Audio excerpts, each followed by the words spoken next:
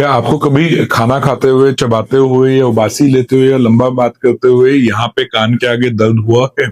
तो ये temporomandibular joint यानी टीएमजे का पेन हो सकता है।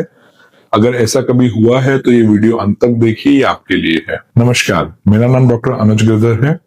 मैं एक ईएनटी सर्जन हूँ और आज हम बात करने जा रहे हैं टेम्पोरोमैंडिबुलर जॉइंट यानी टीएमजे के बारे में।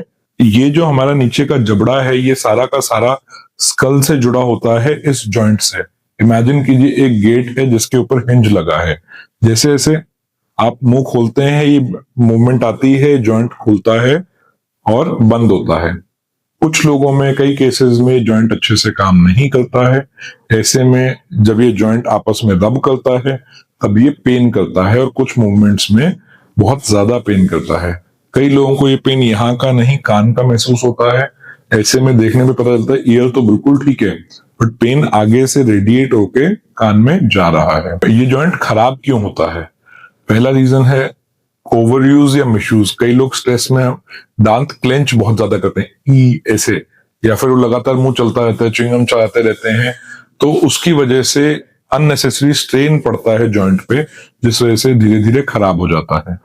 कई बार लोगों के सिर्फ डेंटल माल अलाइनमेंट होता है कि जो दांत है वो प्रॉपरली ऊपर और नीचे के दांत ठीक बैठ नहीं रहे हैं, जिस वजह से जो रेस्टिंग पोजीशन है उसमें भी टीएमजे यानी कि जॉइंट पर प्रेशर पड़ा रहता है। कई बार जो जॉइंट में बीच की डिस्क है, जिसके वजह से कंप्लीटली नॉर्मल मूवमेंट होनी चाहिए, वो अच्छे से काम नहीं करती है और डिस्क डिस्प्लेस हो जाती है। एज के साथ कई बार बोन की आर्थराइटिस की वजह से भी ऐसा हो सकता है।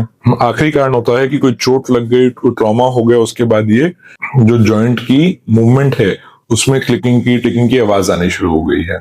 सो इसमें लक्षण क्या आते हैं, सिम्टम्स क्या होते हैं? पहली चीज तो पेन आ गया, यहाँ पेन होगा। दूसरा होगा क्लिकिंग की, टिकिंग की, या कुछ आवाज आएगी जब भी आप जॉ खोलोगे, बंद करोगे, जब भी जॉ की मूवमेंट होगी तो एक टक टक की आवाज आती है कुछ लोगों को।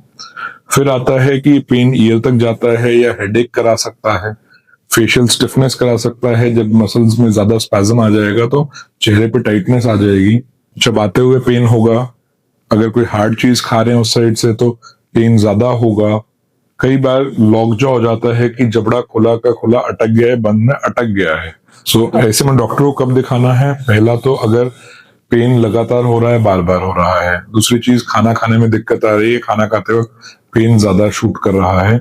तीसरी चीज है कि क्लिकिंग की आवाज है वो जा नहीं रही है, वो ठीक नहीं हो रही है। अब आते हैं कि इसमें करना क्या है, होम रेमेडीज। पहले तो घर में क्या कर सकते हैं, फिर आते हैं प्रॉपर ट्रीटमेंट पे। अगर ज्यादा नहीं है तो घर पे सिर्फ गर्म का सेक, उससे क्या है, जो मसल का स्पैज्म है, जो टाइटनेस है, वो थोड़ी रिलीज होगी, पेशेंट को आराम मिलेगा। तो दिन में 2 से 3 बार हम गर्म हॉट वाटर बॉटल का सेक कर सकते हैं, या कोई भी गर्म चीज ले रहे हैं, कप भी लगा लोगे, उससे भी आराम मिल जाएगा। दूसरी चीज है कि जब तक पेन है, डाइट बिल्कुल सॉफ्ट रखिए। दलिया, खिचड़ी, दूध, ब्रेड, ऐसी चीजें लीजिए।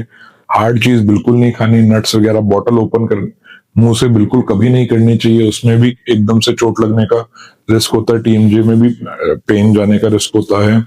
अगर फिर भी कुछ च्यू करना है तो कोशिश करो ऑपोजिट साइड से च्यू कर लो। फिर आते हैं कि मुंह बहुत ज्यादा बड़ा नहीं खोलना। अगर उबासी आप ज्यादा बड़ी ले रहे हो तो उसमें लॉक जॉ होने का रिस्क है। अगर हमारा जॉ अच्छे से काम नहीं कर रहा, जॉ अटकने का रिस्क है। प्लस जब एक लिमिट से ज्यादा खुलेगा तो पेन करेगा। तो जब भी हम उबासी ले रहे हैं, आगे से हल्का हाथ रख लिया ताकि मुंह बहुत ज्यादा वाइड ना खुले। चौथी चीज ये है, बाइट्स बहुत बड़ी नहीं लेनी। कोई भी चीज खाने के लिए मुंह बहुत बड़ा नहीं खोलना ऐसे टाइम पे, उसमें भी पेन होगा, नुकसान होगा। अगली चीज आती है कि स्ट्रेस कम करना है। अगर हमें नेल बाइटिंग की आदत है, अगर हमें च्युइंगम बहुत ज्यादा खाने की आदत है, या दांत वैसे ही क्लेंच करने की आदत है, तो हमें रिलैक्स करना है, मेडिटेट करना है। बेसिकली स्ट्रेस कम होगा तो जॉ पे हम प्रेशर कम डालेंगे।